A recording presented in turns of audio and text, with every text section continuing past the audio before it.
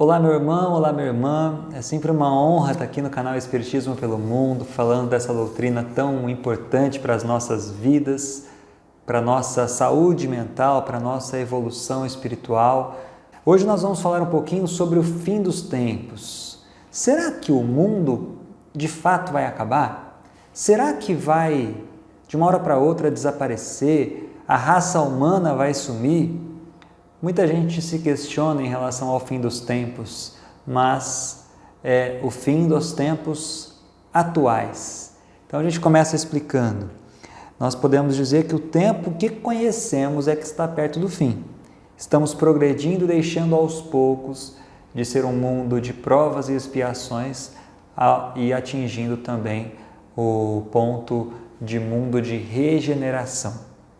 Em O Livro dos Espíritos, questão 1019, proposta por Allan Kardec, o Espírito São Luís elucida com muita clareza o que deverá ocorrer para que o bem reine na Terra.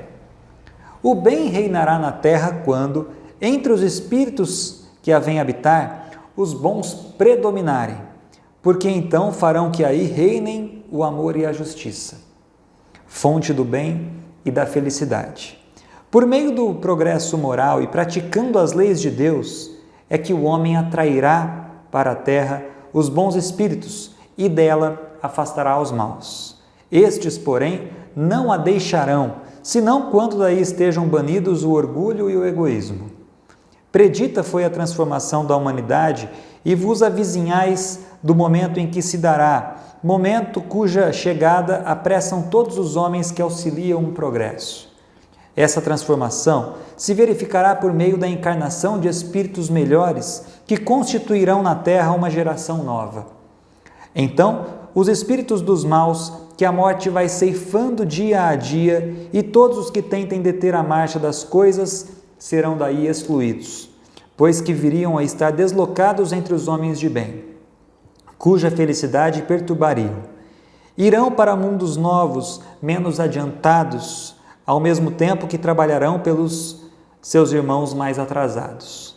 Neste banimento de espíritos da terra transformada, não percebeis a sublime alegoria do paraíso perdido e na vinda do homem para a terra em semelhantes condições, trazendo em si o germen das suas paixões e os vestígios de sua inferioridade primitiva, não descobres a menos sublime alegoria do pecado original, considerando deste ponto de vista o pecado original que se prende à natureza ainda imperfeita do homem, que assim só é responsável por si mesmo, pelas suas próprias faltas e não pelas de seus pais. Todos vós, homens de fé e de boa vontade, trabalhai, portanto, com ânimo e zelo na grande obra da regeneração, que colhereis pelo cêntuplo o grão que houverdes semeado. Ai dos que fecham os olhos à luz, preparam para si mesmos longos séculos de trevas e decepções.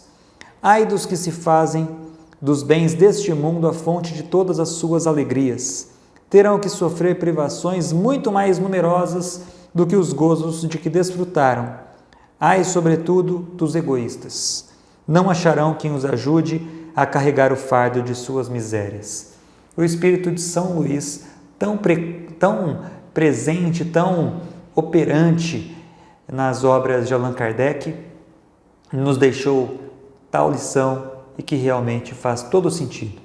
Na magnífica obra mediúnica há 2000 anos, aquele livro lindo de Emmanuel com Chico Xavier, uma das obras mais ricas de toda a literatura espírita, Emmanuel, através da psicografia de Chico, relata no capítulo 6 da segunda parte, intitulado Alvoradas do Reino do Senhor, o discurso de Jesus, quando recepcionava um grupo de mártires sacrificados no circo romano. Segundo Emmanuel, e aí a gente lê esse trecho, Mestre fez naquele momento sublime a exposição de suas profecias augustas. Nessa importante profecia, recordemos que isto aconteceu há 2000 anos e encontramos detalhes de como se dará a transição que agora está em curso. Vinde a mim, vós todos que semeastes com lágrimas e sangue na vinha celeste do meu reino de amor e verdade. Nas moradas infinitas do Pai, há bastante luz para dissipar todas as trevas, consolar todas as dores e redimir todas as iniquidades. Glorificai-vos, pois, na sabedoria e no amor de Deus Todo-Poderoso, vós que já sacudistes o pó das sandálias miseráveis da carne nos sacrifícios purificadores da terra. Uma paz soberana vos aguarda para sempre no reino dilatado e sem fim, prometido pelas divinas aleluias da Boa Nova, porque não alimentastes a outra aspiração no mundo, senão a de procurar o reino de Deus e de sua justiça. Entre a manjedoura e o Calvário, tracei para as minhas ovelhas o eterno e luminoso caminho. O Evangelho floresce, agora como a seara imortal e inesgotável das bênçãos divinas.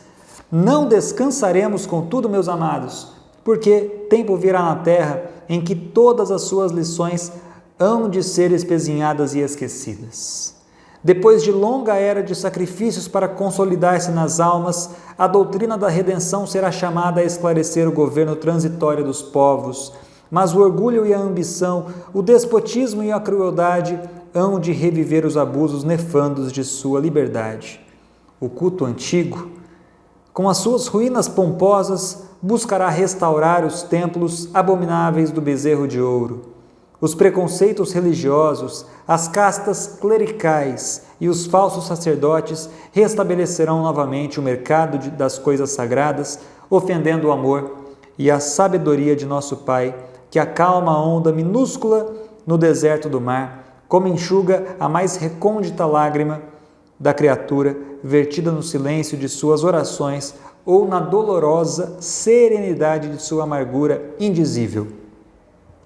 Soterrando o Evangelho na abominação dos lugares santos, os abusos religiosos não poderão, todavia, sepultar o clarão de minhas verdades, roubando-as ao coração dos homens de boa vontade.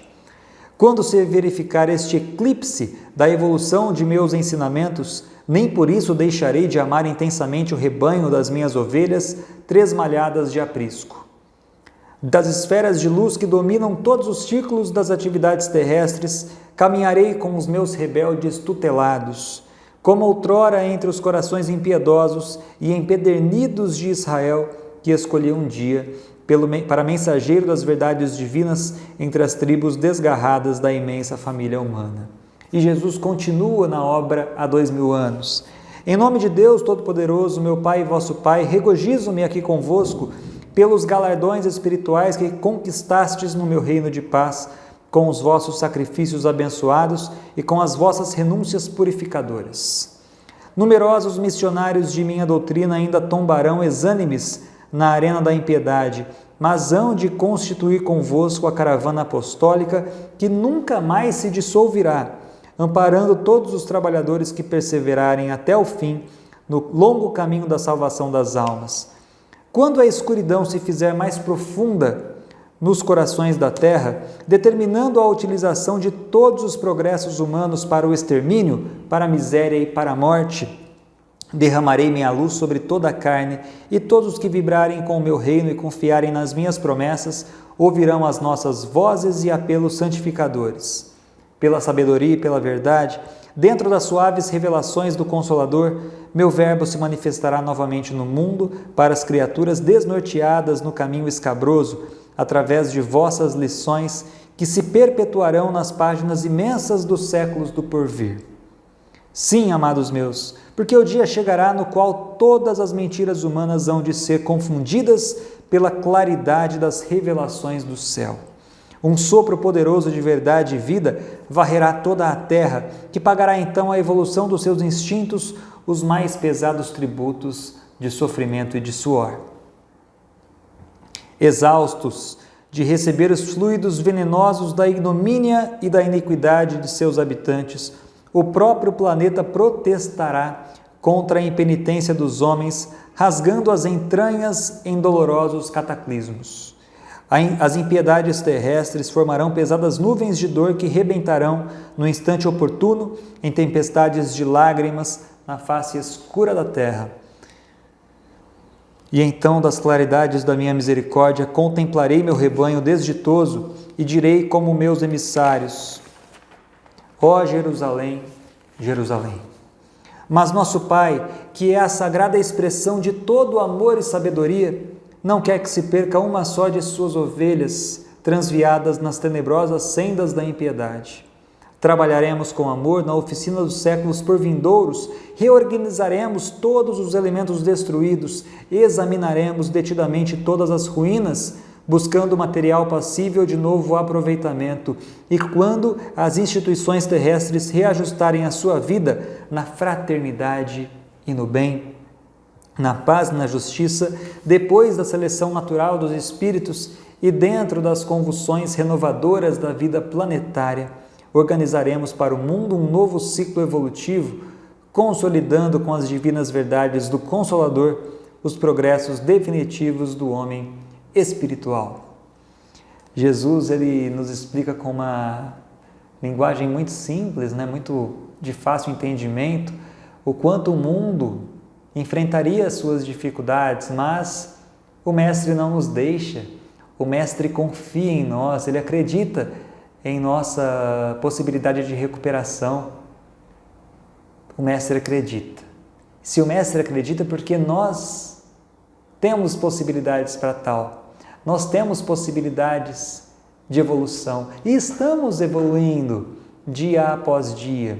É claro que para aquelas pessoas que se mantêm focadas no orgulho, no dinheiro, no egoísmo e se esquecem do resto, elas despertarão mais tarde pela dor, mas elas despertarão também, elas evoluirão também, só que um pouco mais devagar, um pouco mais lentamente do que aquelas que acreditam, do que aquelas que dão atenção para as coisas de Deus, para a política de Deus, para a religião de Deus, que é a religião do amor, que é a religião do bem.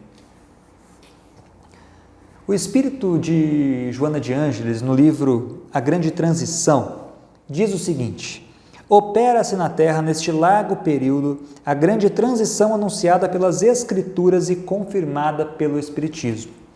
O planeta sofrido experimenta convulsões especiais, tanto na sua estrutura física e atmosférica, ajustando as suas diversas camadas tectônicas, quanto na sua constituição moral.